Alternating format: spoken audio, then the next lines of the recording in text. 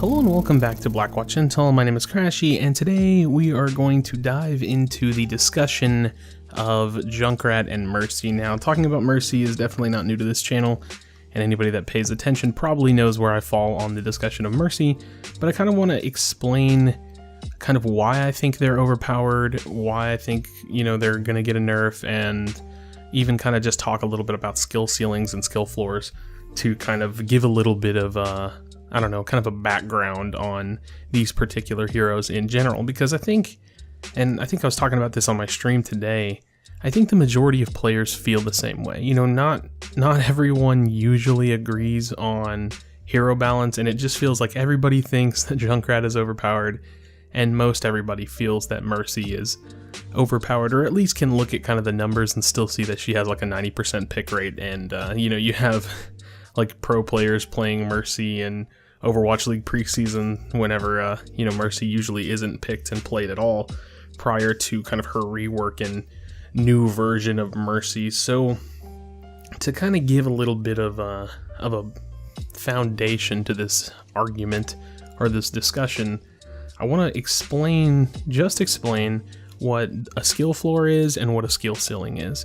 So the skill floor is essentially how hard it is for a hero to get some kind of value, or to get some, decent value with, light competency. So if a hero has a very low skill floor, that means that, this hero requires quite a bit of mastery and quite a bit of skill to play. Now, if a hero has a high skill floor, this means that, you can get some pretty good value out of them with, basic understanding of their mechanics, really, low amount of play time, not a lot of training. I mean, essentially the hero is easy. I mean, that's what a high skill floor means. The higher the skill floor, the easier the hero.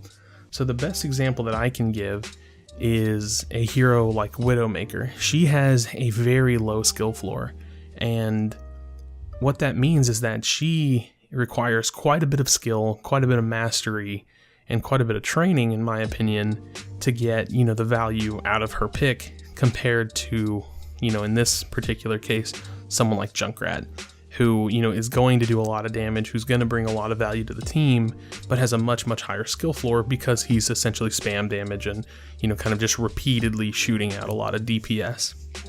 Now, the same goes for Mercy in this scenario. Let's use Ana, because Ana's, a more aim-intensive type support.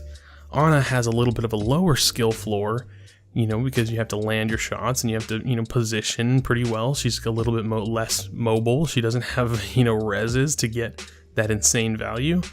And, so her skill floor is a little bit lower. And as for Mercy's, again, her skill floor would be a little bit higher, or definitely higher.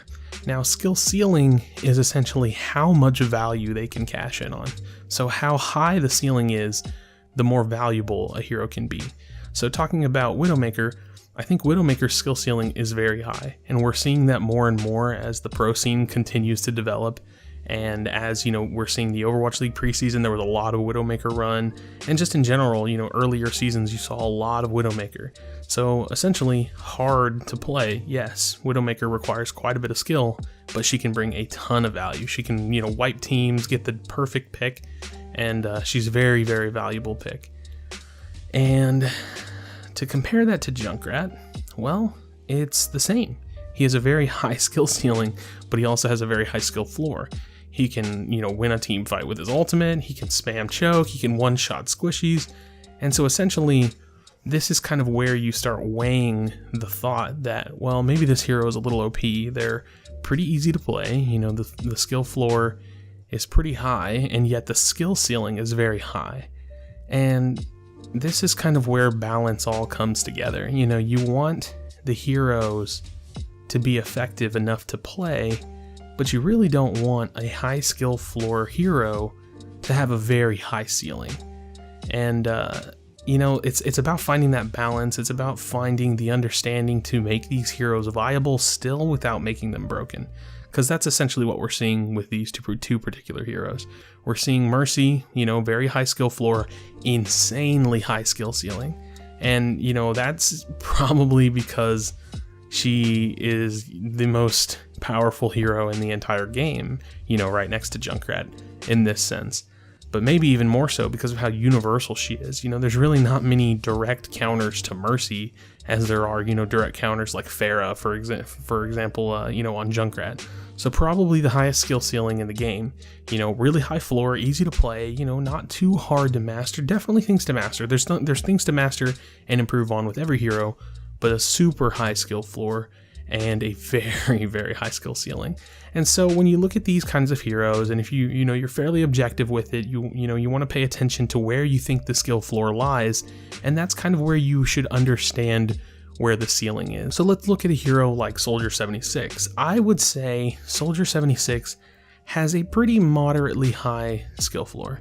I think you have to be good with him to get a lot of value out of his primary fire, but at the same time, there's a lot there, you know what I mean? High mobility, the ability to self-heal, a lot of consistent damage, you know, constant consistent damage. He's like the hit scan version of Junkrat in that way. High burst, you know, super strong ultimate. So in this way, in my opinion, he has a lower skill floor than someone like Junkrat, and the skill ceiling is about just as high.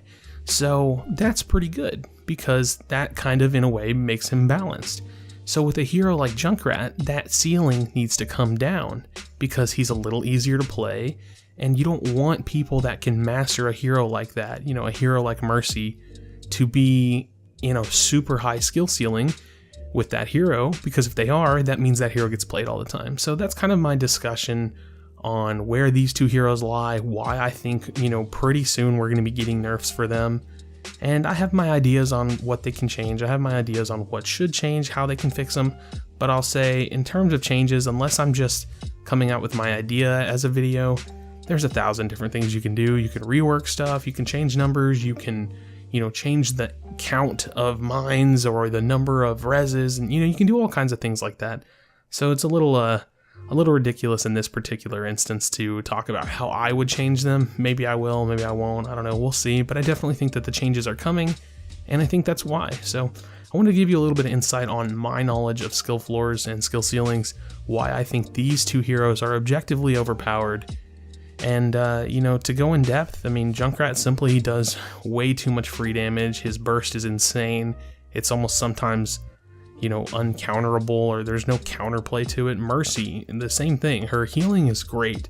She's super mobile. She's got an amazing kit.